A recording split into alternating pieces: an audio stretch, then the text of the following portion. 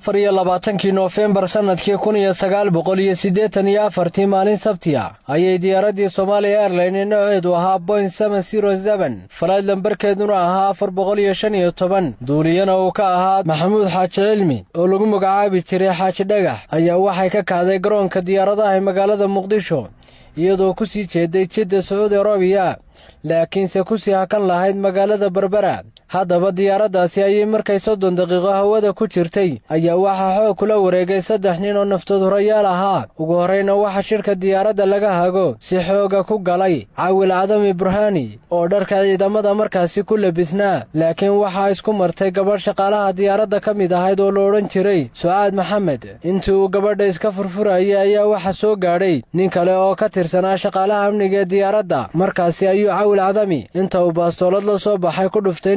markaasina waxa kala cararay shaqaalaha diyaaradda kabtankii oo markaasi shirka diyaaradda ka soo baxayna waxa uu dib ugu laabtay shirkii diyaaradda sidaas ayayna hoggaanka diyaaradda kula wareegeen Caawil Cadami Burhani Baasha Muuse Maxamed iyo Axmed Xaaji Maxamed waxay u sheegeen duuliyaha diyaaraddu inay saacadaasi laga bilaabo ay diyaaraddu aftuuban tahay halka ay ku dhahaan ka dejina uu ka dejin doono duuliyaha ayaa arrinkaasi aqbalay waxayna ku yidhaahdeen waxaad naga dejisaa magaalada Cadan oo xilligaasi caasimadu ahayd waddankii koonfurta Yemen la odhan jiray duuliyuhu intuu markaasi qaatay amarkooda waa aqbalay waxaana uu isku dayay inuu ka dejiyo Cadan laakiin Cadan iyo dawladdii koonfurta Yemen way diideen in diyaaraddaasi ay Cadan soo caga dhigato xilligaasina waxa caalamku dhami ogaadeen in diyaaradii Somali Airlines aftuuban tahay waayo dawladda koonfurta Yemen ayaa arrinkaasi caalamka u gudbisay xilligaasi kadibna diyaaraddu aftuuban tahay waa laga war helay mar kale ayaa 3 nin ee diyaaradda aftuubtay waxay duuliyaha ka codsadeen inuu Djibouti ka dejiyo laakiin markiiba intii ay ka walaaceen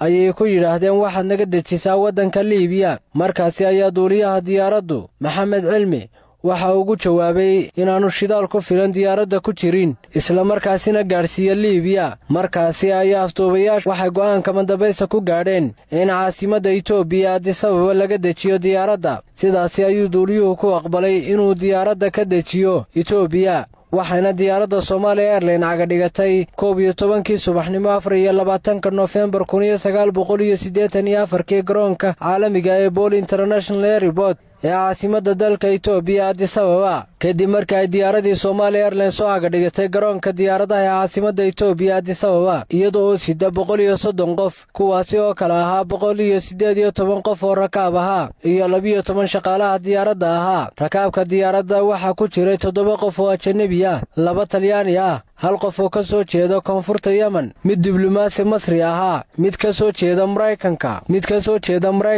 iyo mid ka soo jeeda waqooyiga Yemen waxayna isla maalintaasi oo Sabti ahayd kuna beegneed 24 Noofembar 1984 wada hadal u furmay dawladda Itoobiya iyo aftuubayaashii diyaaradda aftuubayaasha ayaa ugu horeyn ogolaaday inay sii daayaan 15 dumar iyo 4 carruur oo diyaaradda saarnaa iyo waliba 3 qof oo shaqaalihii diyaaradda ka mid ahaa oo mid ka midii uu dhaawac ahaa aftuubayaasha oo u hadlay hogaamiyahoodii Caawil Cadami Burhani waxa uu dalbaday in dilka lagu filinayo Beritoole oo ahayd 25 Noofembar maalin Axada 1984 arday oo ku xidhnaa jeelka Mandheera la joojiyo iyo in maxaabiis u xidhnaa arrimo siyaasadeed oo 14 qof ahaa la sii daayo loona gudbiyo waddanka Djibouti Cadami waxa uu si cad ugu sheegay afhayeenka wasaaradda arrimaha dibadda Itoobiya haddii ardaydaasi berri la laayo inuu isna midhmidh u toogan doono madaxda dawladda Soomaaliya ka tirsan ee saarnay diyaaradda kuwaasi oo ka mid ahaa barasaabkii gobolka Hargeysa ee xilligaasi Ibrahim Cabdi Muuse Afgaab iyo inuu diyaaradda qarxin doono berrito dhibtii ugu weyneed ee jirtay xilligaasi waxay ahayd in dawladda Itoobiya iyo Soomaaliya wax xidhiidh ah oo diblomaasiyadeed oo toosi aanu ka dhaxayn markaasi waxa dhacay in dawladda Talyaaniga oo 2 nin diyaaradda ka saarnaayeen ay soo dhex gasho arrinka iyadoo safiirkeedii magaalada Addis Ababa u joogay u xil saartay inuu arrinkaasi galo arrinkiina waxa uu noqday in aftuubayaashu waxay dalbadeen loo gudbiyo dawladda